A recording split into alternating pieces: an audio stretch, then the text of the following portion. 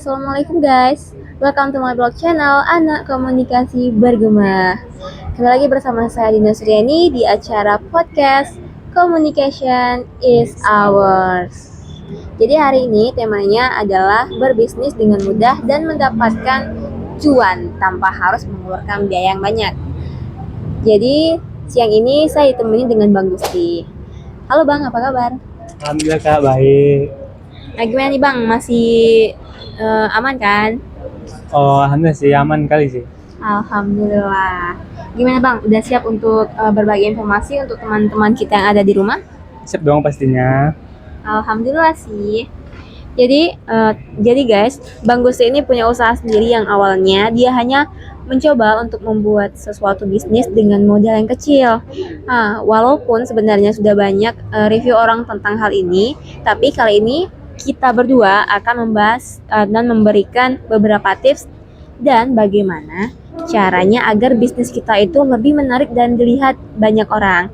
Nah, jika kalian ingin memulai bisnis dan bingung dengan modal yang kecil ataupun sedikit dan pengen mendapatkan keuntungan yang lebih banyak, sini merawat dekat kami ya. Sekarang kita langsung ke pertanyaan pertama Bang ya. Jadi gimana sih Bang ceritanya waktu Bang Gusti pertama kali mencoba memulai bisnis? Jadi gini ya, pada awalnya nih, lagi lihat video di media sosial gitu. Jadi di situ saya lihat ada video-video yang kayak misalnya bisnis-bisnis kecil yang menurut saya tuh sangat menarik ya, karena bisa membuat saya terinspirasi dari video-video tersebut gitu. Jadi salah satunya video dari yang saya usaha saya itu pistok lumer dan nugget mozzarella gitu. Terus nggak lama kemudian saya kayak memberanikan diri untuk mencoba gitu kan, mencoba untuk memulai gitu. Tapi awalnya itu saya via online gitu, nggak langsung buka gerai ataupun buka toko gitu, langsung saya mulai dari kecil dulu ya kan, mulai dari via online. Terus berjalan lah, jadi dari via online tersebut lama kelamaan jadi para konsumen tuh dia kayak menyarankan untuk bang, gimana sih bang, kenapa nggak buka gerai aja bang, biar kita bisa datang langsung gitu katanya. Jadi saya juga terpikir kan, jadi saya juga bisa secara langsung ngelain konsumen gitu, nggak dari online lagi gitu kan. Jadi saya putuskan untuk cari satu gerai, dan alhamdulillahnya saya dapat gerai yang posisinya itu memang di dalam kafe gitu. Terus dia memang udah ada stand gerai-gerai yang udah dipersiapkan di situ, tinggal kita menyewa aja gitu. Dan alhamdulillahnya lagi ada satu stand yang memang bekas orang juga sih ya kan. Jadi saya sewa di situ, terus saya cetak untuk nama usaha saya gitu, pistok lumer dan nugget mozzarella gitu. Jadi setelah saya buka gerai di situ, alhamdulillah peminatnya itu makin rame gitu, makin rame. Jadi para konsumen juga gimana ya, ngerasa lebih puas gitu layanannya, karena udah bisa tengok secara langsung, terus cara proses memasaknya gimana, terus bahan-bahannya bisa dilihat di meja gitu langsung ya kan. Jadi dengan terbukanya gerai tersebut, saya bisa lebih mendapatkan keuntungan yang lebih berkali lipat lah dari via online yang dulu gitu. Jadi kayak gitu. Oh, jadi seperti itu guys. Kalau misalnya kita sudah buka gerai kan, gerai yang terbuka gitu, apalagi daerahnya tuh kayak tempat rame. Karena saya juga pernah numpang sekali lewat guys di situ. Jadi setiap saya lewat itu pasti rame kali guys. Waktu lewat situ aja, saya juga pernah rencana kemarin tuh pengen antri, pengen membeli, tapi karena antrinya itu bikin capek gitu. Tapi bagus juga sih saran abang kalau misalnya dibuka gerai kayak itu, apalagi kan para konsumen itu menyarankan yang lebih bagus gitu. Tapi bang, kira-kira ada nggak ya orang-orang atau para konsumen tuh kayak membuat video kayak Ada sih, rame sih, karena orang tuh juga gimana ya, mungkin karena orang tuh ngerasa puas gitu dengan layanan kami, jadi orang tuh langsung memvideo-videokan langsung makanan di situ, cara membuatnya, prosesnya, terus bahan-bahannya juga. Jadi rame sih yang memvideokan terus mengupload ke media sosial mereka gitu. Oke Bang, kita lanjut ke pertanyaan kedua Bang ya. Oke. Eh, memangnya Bang Gusti selain jualan piscok lumer dan apa tadi Bang satu lagi? Nugget mozzarella. Nugget mozzarella. Selain itu Bang Gusti jualan apa lagi sih? Untuk jualan yang lain sih masih gimana ya? Pernah terfikirkan untuk jualan yang lain gitu. Cuman dari piscok sama nugget ini, saya tuh udah niat untuk ngembangin menunya aja dulu gitu. Jadi kita kembangin menunya, kita lebih banyakin menunya lagi di situ.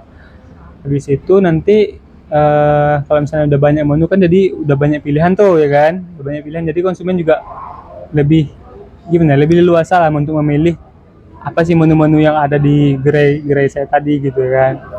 Jadi nggak berfokus sama piscok sama kayak nugget mozzarella aja gitu. Jadi kita nanti mau nambahin menu-menu baru yang bisa menarik lebih banyak konsumen lagi gitu. Karena bagi saya gini Kak Dina, konsumen itu ya, kepuasan konsumen itu memang harus dinomor satukan. Karena misalnya kita konsumen aja kita nggak layanin dengan bagus, tapi gimana mau konsumen itu datang ke kita gitu. Jadi kalau misalnya layanan kita bagus, terus rasa dari masakan kita ataupun jualan kita itu bagus, enak gitu kan, jadi konsumen nggak ada alasan apa-apa untuk ke kita. Jadi dia pergi ke kita itu karena layanannya bagus sama rasanya juga enak gitu Kak. Jadi di nomor satukan aja sih. Jadi gitu guys ya. Jadi Bang Gusti ini memang udah terniat mau buat beberapa menu baru, walaupun belum diluncurkan, tapi emang udah berniat membuat menu baru. Jadi guys jangan lupa nanti mampir ya ke gerai Bang Gusti, karena kan mau bagaimanapun gerai Bang Gusti ini yang kalau misalnya saya ketahui dan saya lihat dari orang-orang itu memang terkenal guys. Jadi Bang, ini ada pertanyaan ketiga. Oke, boleh. Kenapa Bang Gusti bisa termotivasi dengan ide jualan? Motivasi ya. Saya termotivasinya sebenarnya dari keluarga Kak Dina. Dari keluarga. Jadi keluarga saya itu sangat mensupport apa yang saya lakukan gitu. Jadi setiap saya mau niat untuk ngebuka usaha kah, setiap saya mau kerja apakah gitu, itu keluarga saya khususnya ayah sama ibu saya itu sangat mensupport gitu, mensupport dalam hal apapun ya. Selama hal itu nggak melenceng dari agama kita. Contoh misalnya kan kayak kita membuka gerai, terus kita pun juga bisa kayak gini juga berkat doa mereka gitu. Jadi kita memang, kalau saya termotivasinya dari situ Kak. Kalau saya membuka gerai itu terus kayak memberanikan diri mandiri gitu kan. Jadi termotivasinya dari keluarga Kak. Oh jadi emang sih kalau misalnya motivasi dari dukungan dari keluarga itu memang betul-betul kayak mustajab bagi kita, karena mau bagaimanapun kalau kita dapat support dan dapat dukungan dari keluarga ataupun dari orang tua, itu betul-betul yang bisa membuat kita lebih semangat guys. Karena saya pun juga begitu, kalau misalnya saya ingin memulai sesuatu pasti orang tua itu mendukung sekali apapun yang saya lakukan. Terus Bang, ini ada yang pertanyaan keempat, kira-kira modal Bang Gusti keluarkan untuk membuat bisnis ini, misalnya kayak bahannya atau alatnya gitu, berapa biaya yang harus Abang keluarkan? Biaya dari awal sih, kalau saya ingat saya dari awal itu saya cuma punya modal itu 40.000 Kak. 40.000 untuk beli bahan di situ, terus alatnya juga di situ. Jadi 40.000 itu di awal-awal ya, 40.000. Jadi setelah beberapa hari gitu kan, beberapa hari, sekitar 5 hari lah kita bilang, itu apa namanya, orderan dari lebih meningkat kak. Jadi siap, orderan meningkat itu bertambah lah, jadi kan bertambah modelnya, jadi kayak sekitar 70 ribuan kayak gitu. Eh, tapi dengan modal segitunya ya, dengan modal segitu saya bisa dapat keuntungan 2 kali lipat, bahkan 3 kali lipat dari situ kak untungannya. Jadi makanya saya bilang dari awal tadi, kita kalau misalnya pelayanan kita bagus, terus masakan kita juga kualitasnya bagus, orang bakalan mampir dan berulang-ulang kali memesan ke kita gitu maksudnya.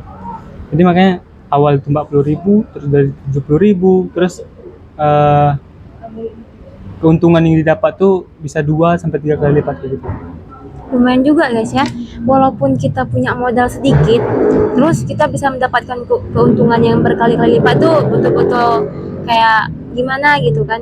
Kalau misalnya dari Bang Gusti ini bisa kita ikut sih guys, karena mau bagaimanapun kan kita ini perlu sebagai apa ya, sebagai anak muda pasti perlunya mau apa, uang untuk biaya kehidupan kita sehari-hari, ataupun kita sebagai anak rantauan gitu. Jadi untuk kebutuhan sehari-hari itu bisa kita mulai dari modal yang kecil. Kita bisa melihat dari sosial media.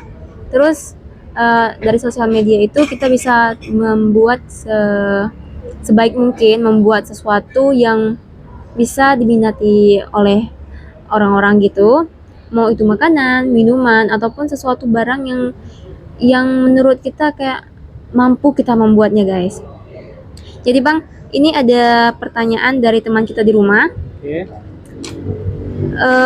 Apa apa aja kira-kira ide yang bagus untuk dijadikan bisnis kecil-kecilan dulu? Karena kan sekarang lagi banyaknya pesaing kan di luar sana. Ya, jadi untuk masalah ide ya, eh kalau saran saya sih lebih banyak kalian searching di video-video sih, karena kita langsung bisa tengok ya kan, langsung bisa lihat video-video yang bagus. Terus kalau searching di Google juga bisa, kayak ide-ide bisnis jualan kecil-kecilan yang make modal kecil gitu tapi keuntungannya lebih besar gitu kan, bisa sih dari ide situ. Cuman kalau untuk pesaing yang sekarang lagi rame-ramenya itu sih sebenarnya nggak usah dipikirin kali, karena kita harus berani mencoba untuk berbisnis. Terus jangan takut gagal, itu aja. Karena dari kegagalan kita itu kita harus belajar untuk bisa bangkit lagi gitu kan.